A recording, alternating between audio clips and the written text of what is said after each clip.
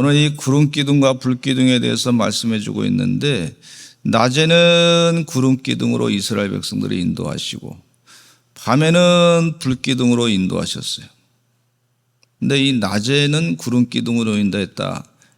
이 제가 성지순례 가서 지내 보니까 그 광야길이 너무너무 뜨겁더라고요. 햇빛이 쫙 쬐는데 견딜 수가 없어요. 그래서 하나님이 구름 기둥이 왜 중요한지를 구름으로 다 해를 막아주시는 거예요. 그게 얼마나 감사한지 모르겠어요. 그 200만 명의 사람들이 말이죠, 지나가는데 그거 시원하게 해주려면은요, 에어컨이 얼마나 필요한지 몰라.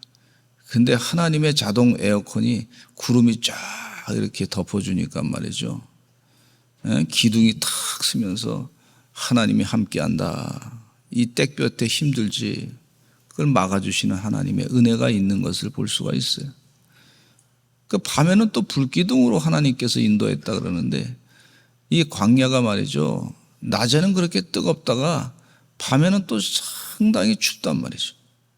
날씨가 뭐 사막 기온이니까 뭐 엄청나게 추우니까 하나님께서 200만 명에게 말이죠, 불기둥을 탁 보여주시고 뜨뜻하게 해주시기도 하고, 짐승들이 말이죠, 그 불을 보면서 거기에 함부로 다가오지 못하게 만드시고, 또 그 불기둥으로 밤에 깜깜할 때 이게 마음이 불안할까 봐 말이죠, 백성들이 힘들어할 때 그때 불을 보면서 안심하고 자는 것을 볼 수가 있어요.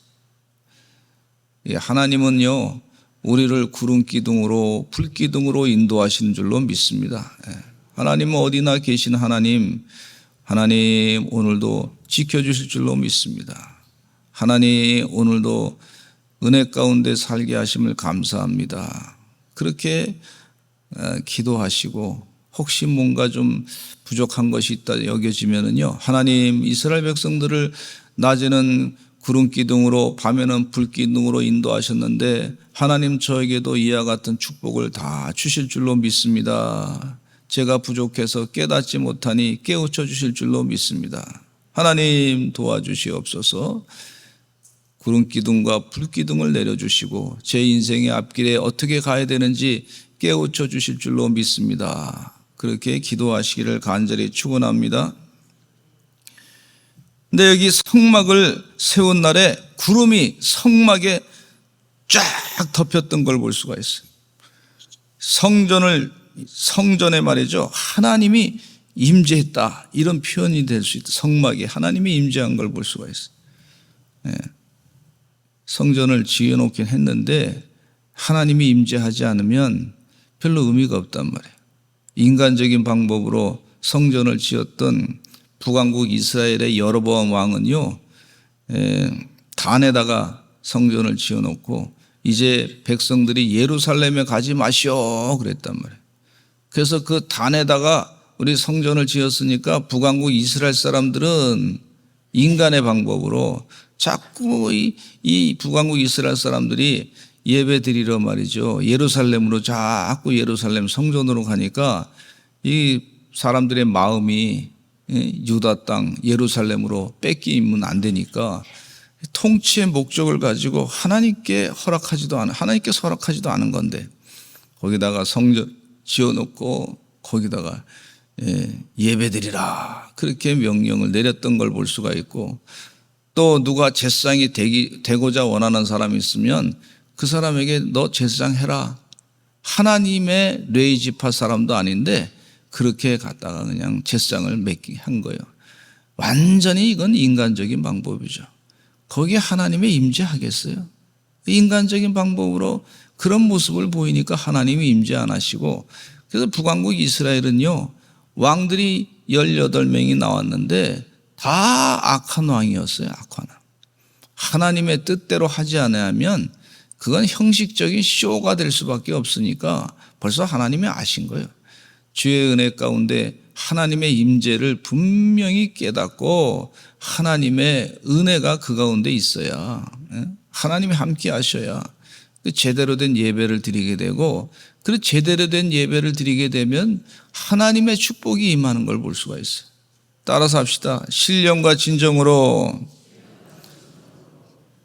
제대로 예배를 드려야 되겠어요. 신령과 진정으로.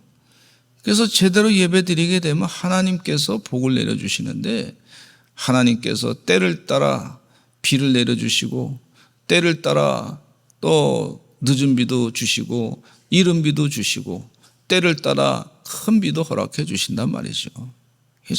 하나님이 하시는 것을 우리 인간이 말이죠, 억지로 인간의 방법으로 되지 않습니다. 제가 한 번은 너무 그냥 먼지가 이 길거리에 나가지고 한 번 제가 청소를 한 번 한 적이 있어요. 계속 청소했는데도 이 청소가 뭐 표도 안 나. 그런데 그냥 하루 말이죠, 비를 하나님이 한 번 싹 내려주니까 말이죠, 아주 깨끗하게 청소가 되어버리더라고요. 제가 손길 안 닿는 데까지 하나님 깨끗하게 청소하더라고요. 세상에 뭐 지금은 좀 그렇지 않지만 옛날에는 피크닉 간다고 해가지고 사람들이 저 산 같은데 뭐 이렇게 개울 같은데 거기 가서 뭐 이렇게 음식 먹고 뭐 오물도 갖다 놓고 쓰레기도 다 버리고 막 난리가 아니야. 그거 사람들이 가서 뭐 지저분한 거 청소한다고 정화한다고 자연 정화한다고 청소해봐야 별거 없어. 한 번 때가 되니까 말이죠, 장마가 확 지더니 말이죠, 비가 한번 샥 오고 나니까 물이 싹 넘으니까 모든 오물이 한꺼번에 싹 씻겨 내려가더라고. 하나님이 하셔야 될 줄로 믿습니다.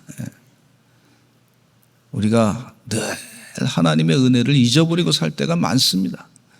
지금 여기 성막에 하나님이 덮었다. 하나님께서 늘 이스라엘 백성들을 지켜주신다. 이런 믿음을 가지고 살라는 거예요.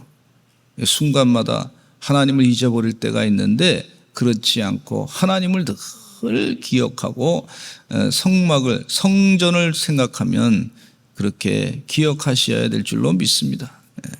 우리 교회도 성전 지어놓고 하나님이 임재 안 하시면 그게 무슨 의미가 있겠습니까? 열심을 다해서 기도하시고 하나님이 함께 하심을 늘 사모하시고 그렇게 간구하시기를 간절히 축원합니다. 근데 더 문제는 말이죠, 뭐가 있냐면 내가 이렇게 교회 와서 예배 드렸는데 내 마음에 하나님이 없어. 그러면 안 돼요. 하나님이 늘 함께 하시는, 내 안에 하나님이 중심이 되시고 하나님이 나를 인도하시는, 내 교만이 사라지고 내 교만을 내려놓고 하나님이 늘 내 안에 중심이 되시는, 주님이 나의 주인이 되시는, 예수님이 나의 주인이 되시는 그런 삶을 사시기를 간절히 축원합니다. 사도 바울은 은혜 가운데 사는 동안에 그의 삶의 주인이 바뀌었어요. 이전에는 자기 욕심을 따라 살았는데 하나님의 은혜를 받고 나니까 말이죠, 예수님 만나고 난 다음에 나의 주인은 이제 예수 그리스도야. 예수 그리스도. 이 로마 시대의 왕들은요, 자기가 주라고 하는 단어를 쓸 때는 왕을 꼭 얘기하고 있어요. 왕. 이 로마 시대 왕, 독재자 왕. 그러나 그리스도인들이 사용하는 주는 예수 그리스도시에요. 여러분, 예수 그리스도가 나의 주인 되는 그런 거룩한 하나님이 임재를 늘 경험하는 그런 삶이 되시기를 간절히 축원합니다. 내 몸은 거룩한 성령이 거하는 전이라 그랬으니 주님이 항상 임재하시는, 우리가 마음을 열어놓고 주님께 마음을 열어놓고 세상의 악한 것에 악한 것은 터들떠 보지도 아니하고 마음을 열어놓고 주님을 온전히 바라보시고 살아가시는 귀한 거룩한 성전 되시기를 간절히 축원합니다. 아멘. 17절로 18절의 말씀에 보면은요, 이런 말씀이 있어요. 18절에 보면 같이 읽어보겠습니다. 시작. 이스라엘 자손이 여호와의 명령을 따라 행진하였고 여호와의 명령을 따라 진을 쳤으며 구름이 성막 위에 머무는 동안에는 그들이 진영에 머물렀고, 이렇게 말씀해 주고 있어요. 여기 말씀 가운데 구름이 성막에서 떠오를 때는 이스라엘 자손이 곧 행진했습니다. 또 구름이 머무는 곳에는 서 있으면 이스라엘 자손이 거기에 진을 쳤어요. 이스라엘 자손이 여호와의 명령에 따라 행진했다, 그렇게 말씀해 주고 있어요. 구름이 성막 위에 머무는 동안에는 그들이 진영에 머무르게 됐고 그렇게 했다는 거예요. 여호와의 명령을 따라 가라 하면 가고 서라 하면 서고 돌아가라 그러면 돌아가고 뭐 그랬단 말이죠. 하나님의 명령을 따라 갈 길을 갔던 걸 볼 수가 있어요. 주님의 명령이 얼마나 소중한지 몰라요. 주의 은혜 가운데 하나님의 명령이 참 귀중하고 소중한데, 군대에 있을 때 말이죠, 상관이 명령을 이렇게 시켜. 그럼 복창하라 그래. 명령을 제대로 알아들었는지 못 알아들었는지 복창하라 그래. 그러면 네, 이렇게 그대로 따라하는 거야. 명령에 대해서 이렇게 가서 이렇게 하겠습니다. 그리고 이제 충성하고 이제 인사하고 가는데, 이제 그 생각을 하면서 이런 생각을 해야 돼요. 우리가 성경 말씀을 읽는 것은요, 하나님의 명령이에요. 명령. 그 명령을 다시 복창하는 거예요. 내가 이 명령대로 하겠습니다. 또 말씀대로 내가 살겠습니다. 그렇게 명령대로 순종하고 사는 것이 우리의 삶인 줄로 믿습니다. 근데 어떤 사람은 가만히 보니까 이 하나님 말씀보다는 세상의 인본적인 그런 책을 많이 읽어가지고 세상의 인본적인 얘기만 잔뜩 해. 하나님의 말씀이 명령인데 인본적인 얘기를 하다가 말이죠, 하나님 대신에 사람이 먼저다, 막 이렇게 얘기해. 사람이 우선이야, 사람. 그러다 보니까 사람 만드신 분이 누구시냐면 하나님이신데, 하나님을 잊어버리고 사람이 먼저니까 사람이 하나님도 막 그냥 갖고 노는 그런 시대로 만드는 걸 볼 수가 있어요. 그게 아닙니다, 여러분. 또 아주 인본적인 것뿐만 아니라 세상에 공산주의 독재자의 사상을 받아들여 가지고 그 독재자의 사상을 그대로 또 얘기하는 사람이 있어요. 세상에 프랑스의 푸코라고 하는 그런 철학자가 있는데, 그 사람 얘기만 잔뜩 들어. 성경 말씀은 신학교 교수라고 하는 사람이, 제가 기가 막혀가지고, 그 푸코라고 하는 사람이 어떤 사람이냐면 해체주의자. 모든 질서를 다 해체하자. 그리고 우리 마음대로 살자. 이게 그 푸코의 사상이에요. 근데 가만히 보니까 이 사람이 동성애자였어요. 그러니까 이 성경 말씀에는 질서가 있잖아요. 하나님께서 교회를 주시고 가정을 주시고 그 가정을 통해서 사회를 주시고 국가를 주시고, 그래서 이 조직을 통해 가지고 이 하나님의 말씀을 증거하는 자와 또 하나님 말씀을 듣는 자와 이런 모든 조직이 다 이렇게 질서가 있어요. 상하관계도 있고 옆에 횡적으로도 관계가 있고 그런 질서가 있는데, 푸코의 책을 읽어보니까 말이죠, 그 질서를 다 깨자는 거예요. 깨자. 프랑스의 사상. 그래서 이 철학 사상 가운데 참 인본주의적인 사상이 참 무섭습니다. 그리고 주디스 버틀러라고 하는 사람이 있는데, 이 사람은 이 동성애자의 동성애 찬동하는 여성 페미니스트인데, 세상에 이 사람의 그 글을 읽다 보니까 말이죠, 뭐 예수님이 완전히 성애자로 만들었어. 아주 성욕자로 만들었어. 그리고 어떻게 표현했냐면 말이죠, 이 예수님의 제자들도 완전히 성욕자로 다 만들어놨어. 동성애자로. 근데 그거를 목회자가 그거를 자꾸 읽다 보니까 하나님의 명령을 잊어버리고 세상에 그게 텍스트가 돼가지고, 인생의 텍스트가 돼가지고 그쪽으로 말이죠, 그 귀신에 의해서 악령에 의해서 쓰여진 것은 모르고 그쪽으로 따라가는 거예요.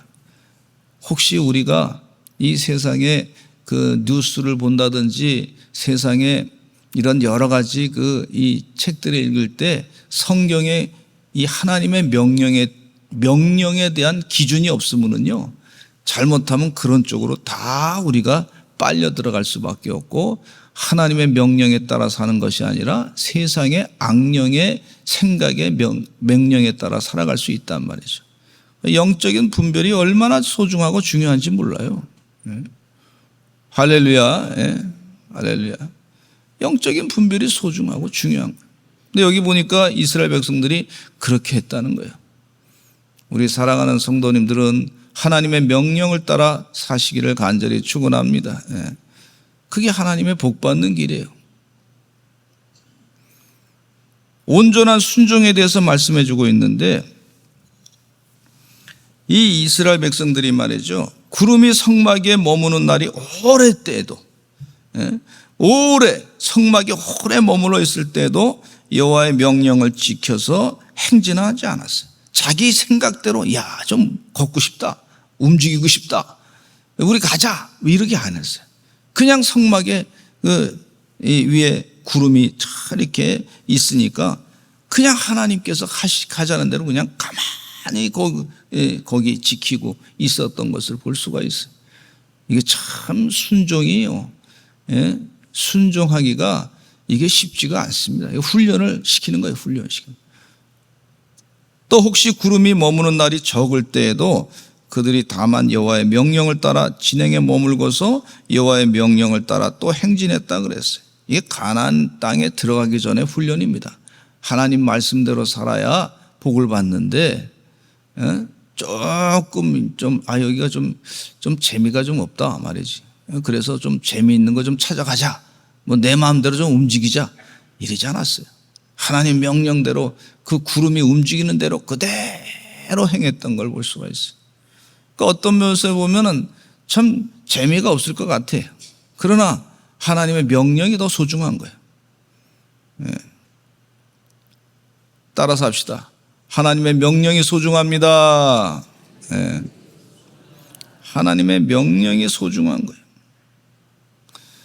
23절에 다시 보면 그들의 여호와의 명령을 따라 진을 치며 여호와의 명령을 따라 행진하고 또 모세를 통하여 이르신 여호와의 명령을 따라 여호와의 직임을 지켰더라 이랬어요. 이야, 이 말씀 가운데 보면요, 여호와의 명령, 여호와의 명령, 성경에 지금 이 본문 가운데 보면은 여호와의 명령이 말이죠, 한 10번 이상 나오다. 이 여호와의 명령이 얼마나 중요한 거예요. 이 세상에 이 마귀의 생각을 가룟 유다에게 말이죠, 예수님을 팔려고 하는 생각을 가룟 유다에게 마귀가 집어넣었잖아요. 근데 우리는 여호와의 명령을 따라 순종하는 사람들이란 말이에요. 주의 은혜 가운데 하나님의 명령을 따라 사시기를 간절히 축원합니다. 주님의 명령 가운데 참 저는 많은 것이 좀 중요하다고 생각하는데, 그 중에 항상 기뻐하라, 쉬지 말고 기도하라, 범사에 감사하라, 그 말씀대로 사시면 되겠고, 성경 말씀에 참 귀한 말씀들이 많은데, 너는 담대하라, 극히 담대하라, 여호수아에게 명령하신 그 말씀처럼 담대하시기 바라고, 또 염려하지 말라, 걱정하지 말라, 내가 너와 함께함이라 하신 말씀을 또 마음 가운데 새기시고 명령대로 살아가시기 바랍니다. 하나님, 이 세상적인 마음으로 자꾸 감정에 의해서, 이 감정이 하나님의 명령이 아닐 수 있어요. 여러분, 감정과 하나님의 명령과를 잘 구분하시기를 바랍니다. 어떤 사람은 감정이 하나님의 명령인 것으로 착각하는 경우가 있어요. 하나님이 분명히 분별할 수 있는 능력을 주실 줄로 믿습니다. 성경 말씀에 집중하셔서 하나님과 대화를 나누시고 명령을 복청하듯이 하나님 명령대로 내가 이렇게 살겠습니다 소리내서 읽으시고, 그러는 동안에 은혜 가운데 사셔서 승리하게 될 줄로 믿습니다. 오늘도 기도 많이 하시되 아프신 분들 치료받게 해달라고 기도하시고, 또 우리 CBA 학생들 일본 선교를 준비하고 있는데, 그래서 우리 CBA 학생들이 말이죠, 30명이 일본어로 골로새서 1장을 다 외웠어요. 일본말을 얼마나들 잘하는지 몰라. 저보다 더 잘해. 저는 영어 조금밖에 못하는데 얼마나 잘하는지 몰라. 기적입니다, 기적. 하나님이 하실 줄로 믿습니다. 우리 열심을 다해서 주의 은혜 가운데 기도하시고 나라를 위해서 기도하시고 민족을 위해서 기도하시고 각자 개인을 위해서 기도하시고 교회를 위해서 기도하시고 성령이 이끄시는 대로 기도하시고 그렇게 하시기를 바랍니다. 우리 주여 많이 하시고 기도하겠습니다. 주여 주여